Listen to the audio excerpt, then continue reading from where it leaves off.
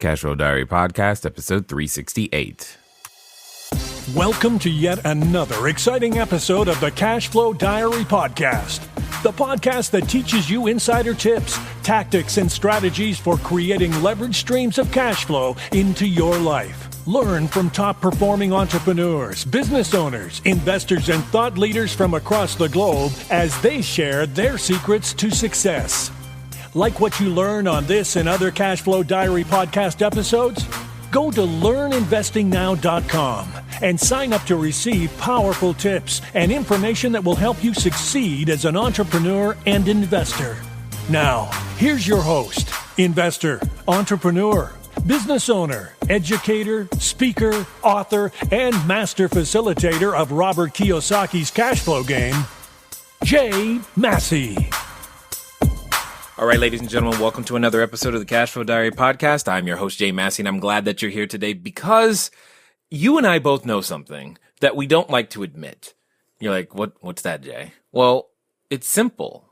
It's just that whether you have too little or too much, you still can have a money problem. You're like, oh, got it. Yes, I am very familiar, Jay, with the too little money problem, but what do you mean too much money problem? You think that actually exists? Yes, I actually believe that exists. In fact, I have one specialist with me today who says that money stress can eat you alive, and I tend to agree, and you can be stressed regardless of the amount. What it comes down to is that you need systems, you need structure to help you become enabled to make more powerful choices. Some of you out there, I know right now, You probably feel like your spending is out of control. You feel like you're just not aware of where's the money going. You're like, there's too much month and not enough money. And many of you, this is why you listen to the Cashflow Diary podcast. You feel like you're under earning. Well, I have with me today someone who's going to help you, me, all of us with that very thing so that you no longer have to suffer alone. Here's the point. Take out a notepad. Take out an iPad. Take something out so that you have the ability to take some copious notes, because I think you're going to learn how to have a better relationship, not only with yourself, but also with money, as we talk to Morgan Garon. Morgan, you there? I am, Jay. Yes, I'm here. Thank you so much. Happy to be here. Happy indeed. Now, you're dialing in from someplace cold, aren't you? I am. Yep. I'm in Colorado. It's actually kind of sunny out today, but not quite like a sunny California day that I used to be used to and where I know you are. Yes, that's where I love it. You can definitely keep the cold. Now, this being your first time here, I have to ask you the same question I tend to ask everybody else. Are you ready? Okay, I'm ready. All right. I tend to look at today's entrepreneurs a lot like yesterday's superheroes. So, you've got Black Widow, Wonder Woman, Spider-Man, etc. Superheroes. And I think entrepreneurs and superheroes have a ton of things in common. Chief among them, occasionally, even if only in our own minds, we are flying around and saving our customers one at a time. However, also like a superhero, an entrepreneur has a beginning. I mean, if you think about Spider-Man, for example, there was a time where he was just a college student taking photos for the paper. And then something happened to him. He gets bit by a spider and he has to choose, hey, I have this superhero ability. Am I going to use it for good or evil? And go out there and become a force for good is what he eventually chooses. And yay, we know him as Spider-Man. So my question to you is as follows. Before your current incarnation of yourself, if you will, going around and helping people understand their relationship with their money, helping them become individuals who could be more financially literate, if you will, or using money in a meaningful way. What we want to know is, before the certified financial counselor you are today, who is Morgan Garon? All right. Good question.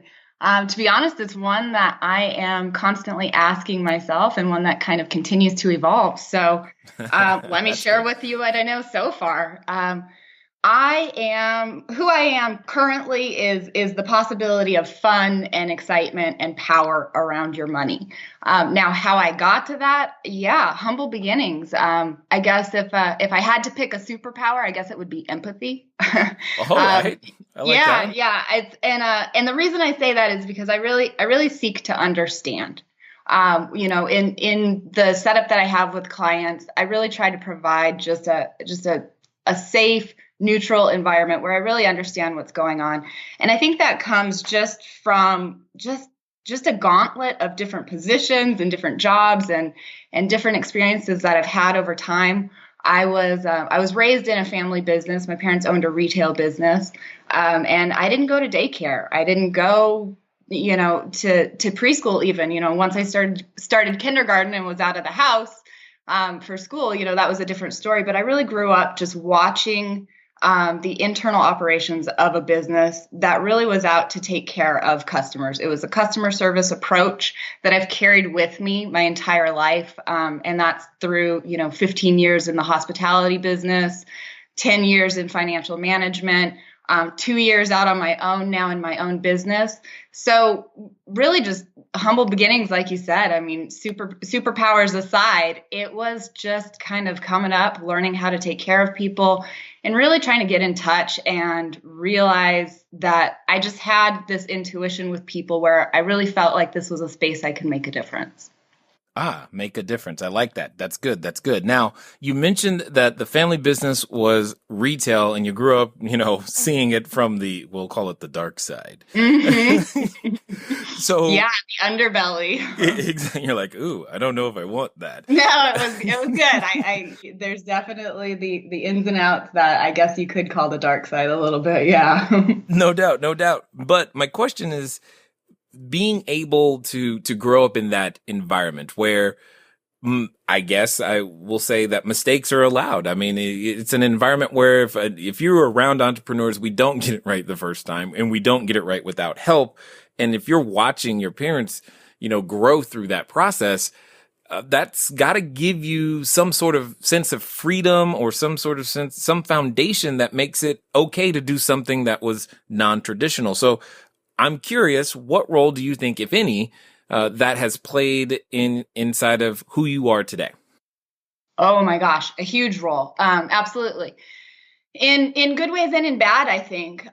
Growing up in that environment and really watching firsthand, it just shaped me in so many ways. So yes, I was able to really see that there is this huge figuring out that goes on behind the scenes, and that sometimes at face value, if you're on the outside looking in, it may look like everything's just a well-oiled machine, or I guess on the flip side of that, it may not. It may look like a mess. But I just knew that there was this phase where things have to get done. You don't always know what that is or what it even looks like, and you just kind of put your nose to the grindstone and figure it out. So I think that definitely gave me a foot in the right direction to know that it's okay. It's okay not to know everything. It's okay to have to figure it out. It's okay to mess it up. I think in like a regular corporate position or something, there's so much pressure to get everything right the first time and to not have these mistakes where, your neck is on the line or something. And I'm glad that I had that in my back pocket. But when I was working in more of a corporate position, it was tough. It was tough because I felt like it was a little bit, I don't want to say unrealistic, but there were definitely expectations there that, that performance, you just don't have the same wiggle room when you're out on your own. And you kind of mess something up, really, you just hold yourself accountable and you figure out how to do it better, Yes, indeed. I know a lot about that. Yeah, it's just part of the process, and I don't think a lot of people necessarily know that unless you're in it and you're in the trenches and, if you get it, you get it.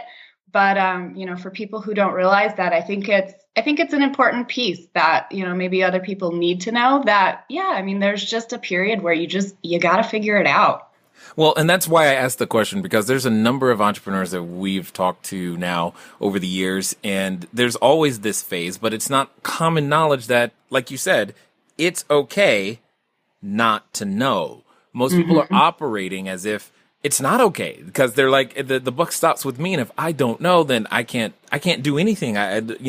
Because I don't know, and they never get started. Now, my next question is, it's kind of interesting, because you go from the family idea of growing up in that industry, and then you mentioned a small stint in hospitality. Oh my gosh, yeah. So not a small stint. So I started working at a very, very early age. I mean, I worked in the family business. You had no choice. You were born. Yeah, like, cool. Look, I was customer service working. agent, right? Yeah, we have like pictures of me standing on a stool trying to work the register because I couldn't see over the counter. And nice. So I mean, it goes all the way back. But even outside of that, once I got a little bit older, I didn't necessarily want to work inside the store in the business with my parents. And once I got a little older, I kind of started looking for other jobs, after school jobs. This is going back a while because I don't even think this is legal anymore, but I was working by the time I was about 13 or so. Of course.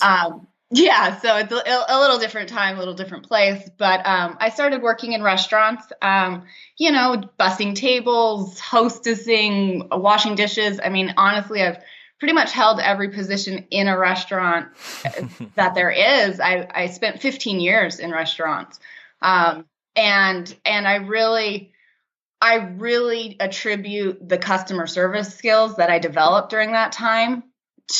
That's what kind of, I think, launched me to the next level. And it was just a huge stepping stone. I think there's things that you learn inside of a restaurant, the good, the bad, the ugly. But there's things you learn in there that translate and parlay into so many other opportunities that I just don't know if I would have, I think, catapulted the way that I did without that background. Well, I will say this. You won't like me when I'm hungry. So that's all I'm going to say. And if you stayed there for 15 years, then that says a lot about you for sure. It happens. When people are hungry, talk about the dark side, right? Right. Not pretty. But I understand. Again, empathy. Yeah, I get that. But I don't know. My patience is just too short at that moment. But I get it. So take us through this journey. How do we go from restaurants to financial counselor? And what are those skill sets that you see that have transferred and helped and supported you now doing what it is that you do? Okay, good question. So, directly translated. And when I say that, I was hired pretty much directly out of the restaurant by a financial advisor who was looking for an assistant who could really take care of his clients. So this is, there's just pages and pages to this story, but the gist of it is I had reached out. I was interested in financial in a financial career, and was doing some legwork and kind of trying to make some contacts. And through a person that I spoke to, I was then contacted by a financial advisor. When I sat down with this gentleman, he pretty much said, "Hey, look, I can teach you the business. I can teach you wealth management. I can teach you all of that. What I can't teach you is how to take care of a customer, how to take care of a client. Those are things that are really hard to teach somebody. Not that they can't be learned, but given the fact that I had that background, given the fact that I had put that much time into it, and really just kind of was just it was so ingrained in me that was what he was looking for. So, I got hired into a very, very successful career in financial services from the restaurant based on my customer service background. Well, so that's what I mean. I don't know that I would have ever been able to walk through that door without having those years inside the restaurant. Well, this is good. This is what I like, because there's a number of entrepreneurs listening right now, or would-be entrepreneurs going, I know nothing about, real estate. I know nothing about financial. I know nothing about the business that I actually want to go into, but yet you've tapped into something that I think is paramount for all of us is your business, regardless of industry, is ultimately about the person on the other end. And if you have the skill set to be able to take care of them, you probably know more than you think. And more importantly, can actually get started because you can learn the technical stuff. Would you agree? Oh, absolutely. Absolutely. I mean, I'm living, breathing proof. I've always had a certain fascination with money. So there was a natural curiosity for me in the industry. And that was something that I was actively trying to get involved in, and I was actively pursuing it. So there was a natural inclination for me in that industry. But yeah, I mean, if I'm just going to be honest and call it how it is, I didn't know anything about the internal workings of a wealth management firm, so it was definitely a matter of, like we were just saying, a matter of jump in and figure it out. And maybe because I had that background at a really early age of watching my parents figure it out and kind of flounder through some stuff, I was okay doing that. I mean, it was scary. It was big. It was a really big step for me. But I was like, well, hey, here we go. What else am I going to do? Work in restaurants forever? I knew I didn't want to do that. So the door opened and I heaved myself through it, and I've never looked back. Yes, I get that 100%. I can only imagine what that's like. In fact, we probably scared a few people. They're like, oh my God, she did what? I could never do that. Right? Well, it is. You got to do what you got to do. Yeah, I get it. Now, you mentioned this fascination with money, and I think there's a number of people who are fascinated by it that are definitely listening, but they don't make it their business. So my question to you is, with every entrepreneur, there's always this moment. There's this, what I call that superhero moment. It's the moment that you realize, ooh, I have something unique here that I can do, and I can help people. And this is my thing. And you did two very important things. One, you recognized that you had something. And then two, you did the other thing that many people struggle with, is you said, not only do I have this special something, but I'm going to leave what is familiar, what is perceived as stable behind, and go in the direction that I feel like I am being called. So one, how did you discover that superhero ability? And two, where did the courage come from to actually go do it on your own? Oh, wow. Okay. Gosh. Yeah. So discovering it, I mean, that just really unfolded over time. I don't know that there was necessarily like this one defining moment. I think it was just a series of events. So, working. So I got hired in, right? I was an assistant for this financial advisor, and spent a good part of a decade in wealth management, working with some very high net worth individuals, and really learning the ropes from the inside out, and just growing in my own position, and was loving it, excelling. I did very, very well. I had a great career. In fact, some people to this day are like, you're crazy. How did you ever walk away from it? But I think over the course of time, it just kind of unfolded for me. I was very satisfied. And then there came a point where I really felt like there was something else. I didn't know what that something else was. I didn't even know really where to begin with it. And so it just kind of started to unfold in little different things that would come up. So I was working with some very high net worth individuals, excellent clients, a lot of business owners, people who worked really, really hard to have what they had. And I had a lot of admiration and respect for that. And I got it, again, because I watched my parents build a business. So I know what those people put into it. It was blood, sweat, and tears. Yep. But not necessarily in that order, but yes. Exactly. Or probably all at once, even sometimes. But there was also this cross section of the population that I was working with who earned a lot of money and still struggled because for various reasons, and sometimes it was their relationship to money, how they thought about money, how they interacted with it, the way they chose to spend it, whatever. And I saw lifestyle inflation, where these people, the more they made, the more their lifestyle went up, and it cost them more and more. And I could just see this same vicious cycle that people on the lower end of the spectrum who are struggling to make ends meet, it was happening across the board. I don't care if it was low income, middle income, or these high income earners. I was seeing these similar patterns across the board. And it just came out of working with people, working with money, working with numbers, and my love for the people that I was working with, that I started to notice a lot of the behavior behind the numbers. So it was something that kind of revealed itself to me over time. And then it got to a point where I needed to relocate. So I was in Southern California, as you know, relocating back to kind of a rural area in Colorado here, to be closer to my parents, who I want to be able to spend more time with and be closer to home. So I knew that I was going to have to transition. So I started looking around, started trying to put my feelers out there.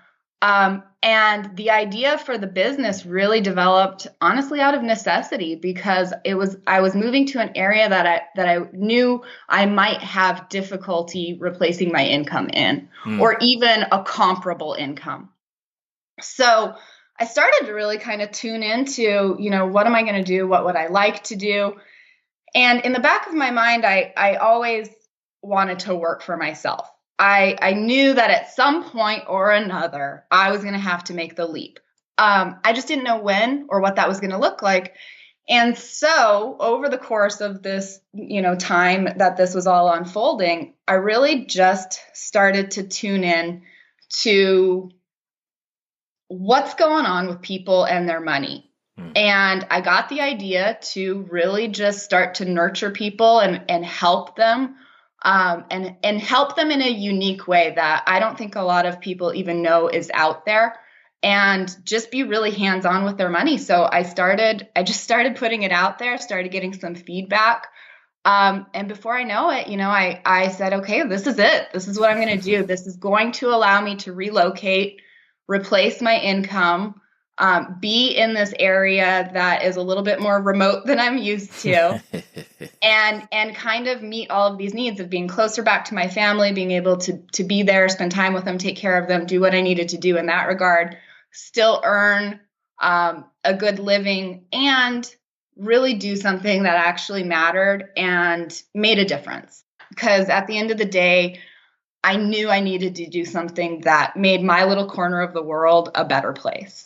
Yeah, I get that 100%. I do. And what I like about what you said is, and I hope everyone else heard it, is what led wasn't, okay, what product can I sell to make the most money, or what can I do to make the most money? You led with, what would I like to do? And I wish more people would start with that, because that would be very, very helpful. Now, you mentioned something. This is what we must dig into, because you said regardless of the amount of money that was earned, there were similar patterns and there was similar behavior behind the money. I'm going to take a stab and say that someone listening is probably guilty of these patterns and behavior, but doesn't know it. So now is your shot to set us free. Bring us into that awareness stage of, hey, if you are doing these things, you know how Jeff Foxworthy says, hey, you might be a redneck if... Right. Okay, so what I'm looking for here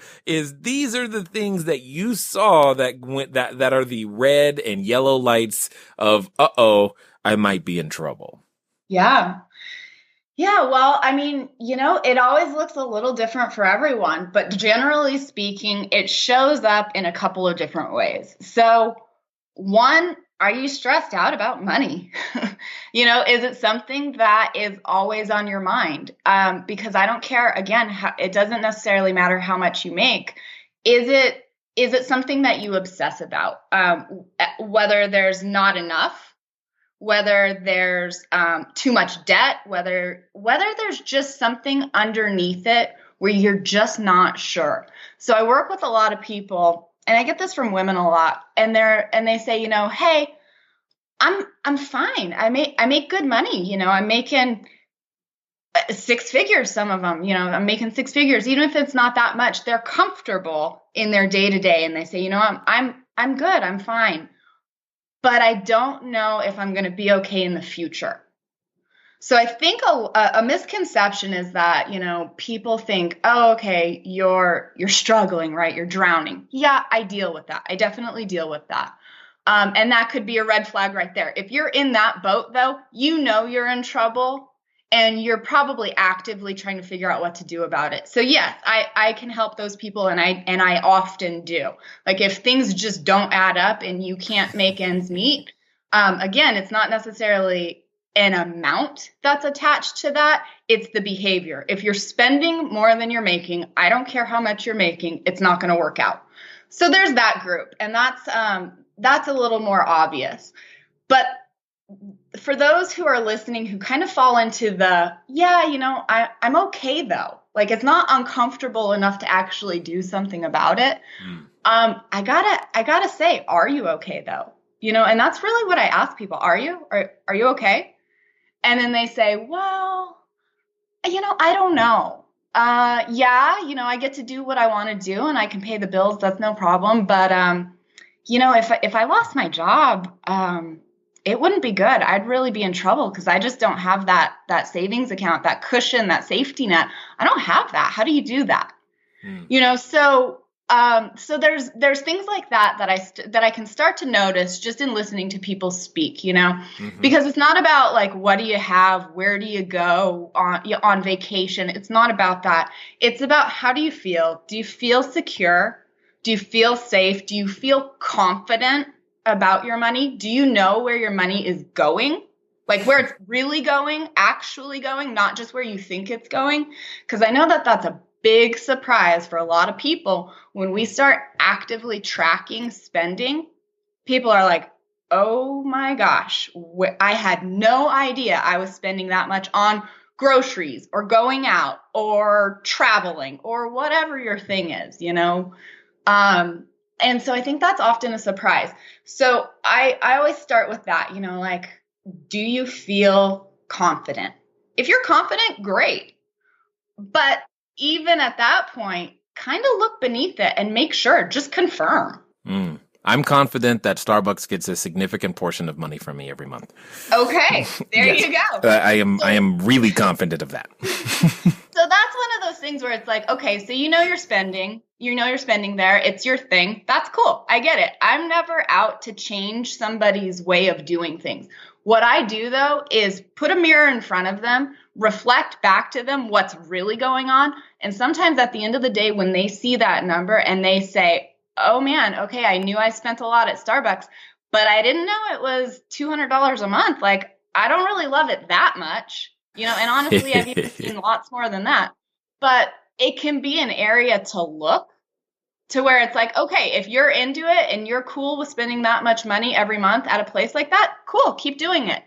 But once people start to see the numbers and see them like in a full capacity on a monthly basis or even an annual basis, sometimes their priorities just shift and their habits just naturally evolve. And it's not even about cutting out, right? We've all heard about the latte factor and quit cutting, quit going to Starbucks, quit throwing away your $5 or whatever.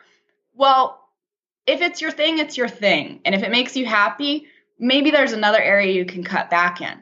But a lot of times it's not about cutting back. Once you see the numbers, it's just like, poof, okay, you know what? I'm all set. I don't want to spend my money there. I'd rather save it or, pay down my debt or take a really meaningful vacation with my kids that I haven't been able to do in 3 years or whatever, Yeah. I'm getting it. Now, you speak often about those that feel like they might be under earning. Let's pretend that someone is listening and they know where their money's going. They're in control of those things, but there's still this angst or unrest around the amount of money that's actually arriving. I mean, they're making ends meet, but yet it doesn't it feels like either they're capable of more, they should be getting more, maybe they feel like they've contributed more to their education and skills. It's just worth more, but yet it's the same. What say you to that person? Now, the term under-earning, I don't think is new to you, but if it is, let me ask it a different way. Have you ever felt like that you're not receiving in compensation as much as your skills are worth? Sometimes we make that decision intentionally, but hopefully we're being compensated in other ways. So let's also think about those alternative forms of compensation, be that flexible time, be that all kinds of things like those benefit packages, and as well as additional training and education. Speaking of training and education, just understand this. That's really the core basis behind you being able to build more and more cash flow is obtaining more training, more education to expand your skill set to include just learning how to run teams. That could be the very skill set that you are focused on right now. You have a whole lot in front of you to learn, as do we all. So let's get back to it. Yeah. Okay, good. So to that type of an individual, it's the same sort of thing. So it's that same mirror. And once we start to gather up the numbers, so I'm really, really big in tracking your spending. And I know that probably half of the audience just rolled their eyes and are like, yeah, okay. Yeah. But I'm serious. They're gone. I heard a collective groan like. I did too. Don't worry. I think I felt it. So I think though, I mean, you want to talk about passion. I am passionate about tracking your spending, even as tedious as that sounds, because the information you start to get back from that. So whether it's the Starbucks, I almost said Starbucks fetish, so let's call it what it is. Oh, trust me, they're tracking. They are totally, tracking. They have tracked my spending very well. Yeah. So, whether it's something like that or whether you are in that group of, actually I get through the month and kind of, that I'm fine mentality, but that there's something more or that there's something greater. When I work with people and I reflect back to them what's going on. So I have systems and structures and, ways to do all of this. But when I start to feed that information back to somebody and let it just soak in, what ends up happening is it spawns you. It spurs you, I guess is what I mean. It spurs you to take action. So a lot of the times I say, okay, let's look at this. We've got a two-sided equation, right? You've got income coming in. You've got your expenses that you're paying. If you're not happy with what's left after that, you've got two ways to tackle it. You can decrease your expenses or you can increase your income, or you can kind of do the 1-2 punch and do both of them. So I think a lot of people think always about cutting back the expenses. A lot of entrepreneurs, of course, they look at increasing the income. But when you start to get this feedback and you start to get real-time information about the numbers, and the numbers are not lying to you, and it's you have the ability to get all of this information out of your head and actually in front of you, it causes you to take action. So whatever that action may be, that's where the result lies. So when I work with somebody they've dialed back their expenses to the point that there's really nothing left to squeeze out of that, and then we look at it and we see, okay, you're either still not making enough money or you simply want to be making more. What are you going to do about it? And when the numbers are looking back at you, it just triggers something inside of you to just get real and take action. Because I think sometimes we're so wrapped up in our heads and we think things are going one way, but without it right in front of your eyes with like tangible evidence of what's going on, it's so easy to prolong it and stick to that, oh, well, I'm fine. It's that I'm fine mentality that's actually really, really dangerous and one of the most expensive things out there, because you might be fine in the moment, but can you tell me that you're really going to be fine 5, 10, 20 years down the road? And if you don't know, let's answer that question. Indeed. Now, I can hear someone saying many, many different things. And before we get to that, I've got a question for you. Okay. None of this really works without some level of accountability. So how does that happen? That's that's it. That's the nail on the head right there. So that's what I provide. I provide an external accountability for my clients, and a place, like I said, kind of just a safe place for them to sort through the numbers, sort through the thoughts and feelings, sort through what's going on, have a place to really get it all out, dump your brain out, and just pick through all of it. And I'm going to hold you to it. If you tell me you want to make more money, we're going to create an action plan for that. If you tell me that you want to pay down your debt, we're going to create a debt repayment plan for that. You tell me what's meaningful and what's important to you, because I can't do that. It's different for everyone. In my opinion, quite frankly, it doesn't matter. I don't care how people spend their money, as long as they're spending it in a way that is meaningful and empowering to them. So I really seek to create that accountability and to be a partner, to really be a partner, because let's be honest, a lot of these conversations about money aren't happening. They're just not happening. Oh, that's your house too. Okay, got it.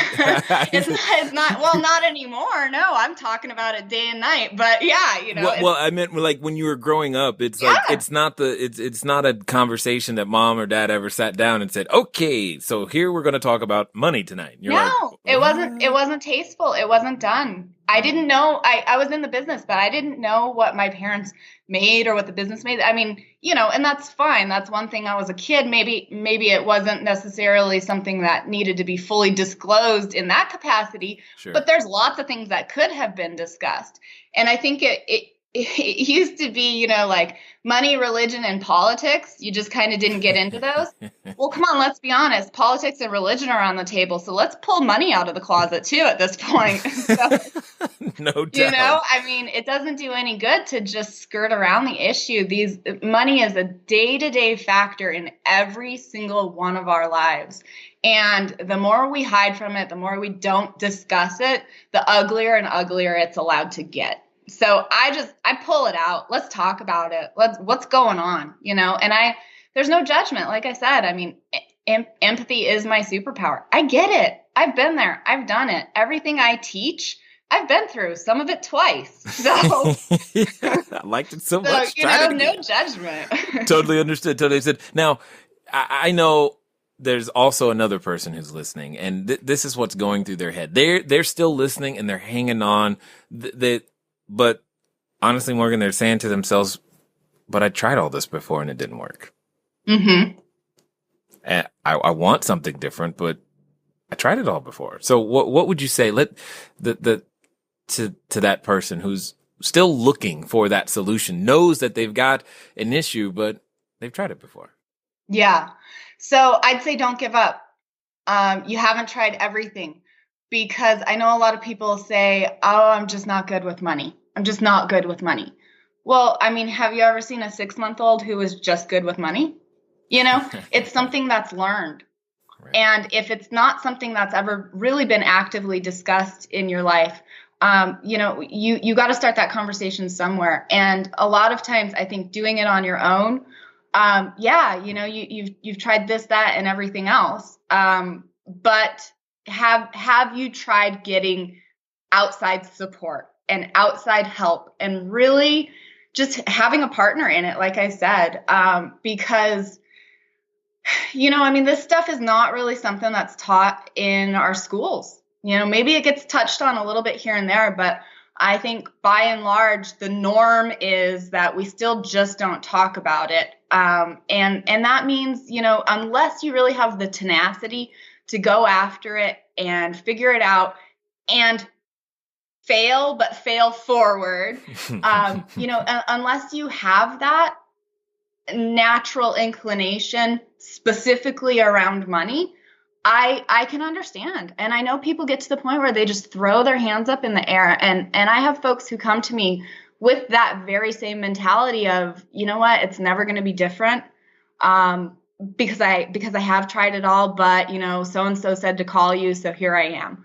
Well, if you haven't gotten outside help, whether that would be with me or somebody else, and actually sought kind of some coaching and counseling around it, then you haven't necessarily tried everything. And I just say, don't give up.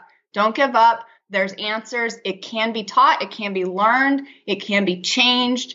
You can have financial success. It's possible. And I mean, the proof is in the pudding. I've helped so many people get over that hump. And even though they can't necessarily see it in the beginning, they just know, hey, it's not working. I don't know what else to do. Help me. And they don't necessarily know what I know is on the other side of that hill. But I kind of stand out there and hold the light for them and allow them to kind of cross that bridge when they come to it. And we sort through it together. And, you know, sometimes they slip back, they fall back down the hill a little bit, but ultimately they get to the peak and they look out there and they go, oh, okay, I get it. This is what's over there. This looks a lot better from here. Got it. Totally understood. So give us, if you can, you know, keeping things confidential that need to be confidential, give us a kind of a story summary of one such person who was just like you described, and kind of how they met you and what has happened for them since. Okay. So yeah, let's see. Let me pull out a favorite here. You know, it's funny. I've had a couple of folks, a couple of nurses. Nurses, I have a soft spot in my heart. Who also are empathetic. This is good. Right? Probably some sort of connection there. I guarantee it. I have a soft spot in my heart for nurses because I have so much respect for anybody in that position, that field, because I just personally, I couldn't do it. So these are people who give and give and give. And so there's a lot of folks who fall into this category, whether it's, you know, a service-oriented entrepreneur, a teacher, a public service agent, you know, just, I mean, tons of people who fall into this category where they're so focused on taking care of those around them, whatever capacity that may be, even if this is just somebody who's got a family, you know? So again, it's kind of the context rather than necessarily the individual. But I've got these folks who are so dedicated to taking care of their patients, taking care of their family, taking care of everyone around them, that there are a lot of things that naturally get neglected for them personally. And I have a few nurses, some other folks that I can think of, where the time we spend together it's their time. So they know that when they come to me, whether that's weekly or biweekly, whatever their schedule may be, it's different for everyone. They come to me during that time and they know that there's no other draw on their attention, and that they can come in and they can really just sit down and process what's going on in their financial lives and really take the time to get organized and just start to really understand what's going on. So I'm thinking of one particular case where I've got a woman who I've been working with for a while, a nurse, very, very successful, earns a great living, and her schedule was just so chaotic that she was always coming from a place where she was constantly reacting. She really never had the chance to slow down, get things in order, and then make proactive choices. So when I said more powerful choices, this is a good example of that. Got it. So in having this designated time with me and having somebody in her corner who's like, all right, let's look at it. What's going on? And allowing just a safe, neutral place for her to really just dump it all out and say, I don't know. And I'm embarrassed that I don't know. And my schedule's too chaotic for me to really come up with the brain power to figure it out. Her life is completely different now, simply for having this safe place to really just come in and be herself and learn and organize and start to take different actions and really have a moment to quiet down and reflect, and then take steps and make choices and take action. And we, you know, she's gone through my program. I started at the ground and just worked all the way up on everything with her. We went through, tracking spending and putting together a monthly spending plan and a debt repayment plan and a savings plan. And she is just showing up so powerfully now. She just shows up as a different person. There's a different energy. There's a different confidence. Quite frankly, she's told me that, she's better in her job because of it, because now it's not just working paycheck to paycheck. She actually has something to show for it at the end of all of these crazy hours that she's pulling. Mm-hmm. She's got something to show for, and she doesn't have that same sort of fatigue because she's taking care of herself now. And we built things into her plan because, again, I'm not all about just cutting everything out. I'm about taking care of yourself so that you can propel forward to be the best version of yourself and create a more meaningful life. So in her particular case, she needed to carve out time to really take care of herself and schedule some downtime and get a massage and give herself a chance to regroup so that she could show up better for her patients, for her family, and for herself. Now she's on track. We're talking about significant debt, because again, the schedule was so crazy that everything was like, I'll just deal with whatever's in front of my face. Mm-hmm. And so sometimes there was money in the bank, but she didn't have time to sort out, and think about how things were going to get paid for. So down goes the credit card. Down goes the credit card. And it just got out from under her. She's an extremely intelligent woman, but it just got out from under her because she didn't have the time. Mm-hmm. So now, on track to be debt-free in the next 18 months. We've got a spending plan in place after that, where the 12 months following that, she should have about, 30 to 50,000 in the bank, depending. And she was barely keeping her head above water. And this wasn't that long ago, maybe 6 months ago. Okay. And in this particular case, it wasn't even about earning more money. No. That's good. She has not earned any more money. I think she got a little annual cost of living bump since we started working together. But no, she had more than enough right there. It was just going in 100 different directions. It was like trying to drink from the fire hose. Yeah, I bet there's a number of people who come to you who are in that same position. In fact, I'm going to make an assumption that many of them are listening right now and probably resonating with the message going, you know what, Morgan, what's going to be the best way for them to track you down, find out more about what you got going on, or maybe even get you on the phone so that they can begin to get their money straight? Yeah. Well, it's easy. I've got a website. It's morgangaron.com. My last name is Garon.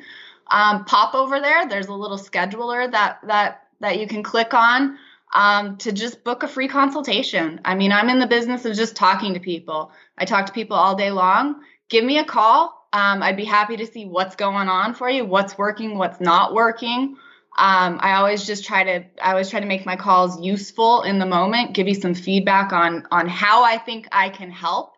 And then, we talk about what it looks like from there. If it's something that I can't help with, if you're more looking for how to invest or something like that, or, how to get proper insurance, that's not my forte, but I've got plenty of people that I talk to. I've got an extensive network. So even if it's not something I can help you with, I've got somebody who probably can.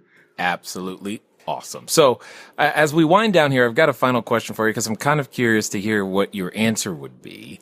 And let's pretend for a moment that someone listening, they think they want to start their own entrepreneurial journey. They're going, you know what? I'm done with this under earning. They're even standing in front of what I would call the superhero outfit store, ready to pick up their cape and tights.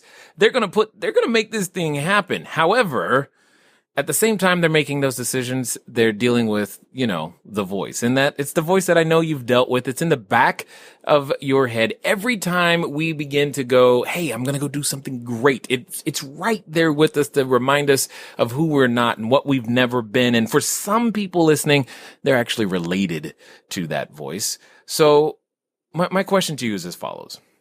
Let's pretend that they're going to actually follow through on what you say. And they're going to do so in the next 24 to 48 hours. They're going to get that business started, make this thing happen. My question to you is, what would you have them do? What would I have them do on their own entrepreneur journey? Yep. Okay. I would say make a choice. Make a choice and take action. I don't care if you're afraid. I don't care if you don't know. I don't care if that voice is thundering through your ears. Take a step, because you're not going to know. And you can sit there and try to plan it out and try to have all your ducks in a row and think, okay, I'll get it just so, and then I'll launch, or then I'll take the next step. And I'll tell you what, I don't care how prepared you think you are. There's going to be something that comes out of left field that you never considered. And trust me, I know my friends call me the queen of variables because I try to look at every possible angle. And there's going to be something you didn't even think of. So just allow yourself to not know. I mean, I think it goes back to the very first thing we were talking about is it's okay to not know. And it's something that you can figure out as you go. And you will mess up. Things will not go as planned. And it's hard. It's hard to not let that psych you out. But, you just got to roll with it. And it's funny. I love the superhero theme because there's actually a moment at the beginning of this year where I was waffling, right? Because it's a daily, it's a daily pep talk sometimes of like, okay, no, you're on the right track. And, you start out the morning and everything's just gravy and you're on it. And then, the day goes 17 different ways after that. So I was having this moment where I was really reflecting and kind of looking back at the year and kind of anticipating this upcoming year. And I was watching the Avengers. So nice. Spider-Man's on there, and there's this scene where he's talking to, I don't even know if I'm going to get it right. I think he's talking to Thor, I think. Okay. And so he says to him, when you can do the things that I can do, and then you don't do them, and bad things happen, it's kind of your fault. So I was sitting there and I just kind of was like, wait, what did he just say? Right. And I'm just trying to veg out. I don't want to think about work. I don't want to think about business. I'm just trying to watch a movie. And so here's this moment, right? Smacks me from right from the television. And I realized I have this ability to help people in a way that they really need help. Mm-hmm. And that really lit the fire for me to be like, okay, I don't know what it's always going to look like. I don't know how to get to the next level. Technology is a constant struggle for me. I'm no expert in that regard. But at the end of the day, I know that what I do matters, and it matters a lot for the people that I can connect with.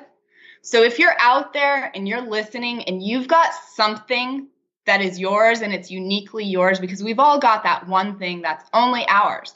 It can only be ours through our experiences and our upbringing and our beliefs and everything that comes together to make us who we are.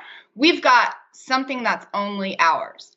And if you're out there and you've got something that you want to put out to the world, you're almost obligated to do it. Don't hold yourself back. Don't keep yourself small. Do us all a favor and take that next step, because you might have something that somebody else really, really, really needs. And it's not up to you to decide whether it's good enough or whether you're doing the right thing or not. Just put it out there and somebody may hear it and somebody may need it. And you may be able to make a really big difference, whether that's through a product or a service or an organization, whatever that may be. Just take the chance. You never know where it's going to lead. That is what we would call a mic drop moment. Totally love your answer right there. I appreciate all that you're doing, everything and everyone that you are out there helping. Hopefully they can, if they can't hear it in your voice, then they weren't listening. But I definitely appreciate you taking the time to share your knowledge, your insight, as well as your wisdom here with us today at the Cashflow Diary. You are so welcome, Jay. It's absolutely been my pleasure. I wish we could keep talking for another hour, but maybe more to come. So thank you so much for having me. Thank you to everyone who's listening. I'd love to connect in any way that may be useful for anyone out there. So thanks so much. All right, ladies and gentlemen, you know what time it is. It's time for you to move at the speed of instruction. What does that mean? That means MorganGaron.com. That means you now know that you have no excuse. What is that? Ignorance and fear. No excuse. Go out there, make something happen. But most importantly, if you know that, hey, she said something that resonated with me, well, then guess what? Do something about it right now. It's been fun talking to you guys today. I look forward to talking to you soon. Until next time.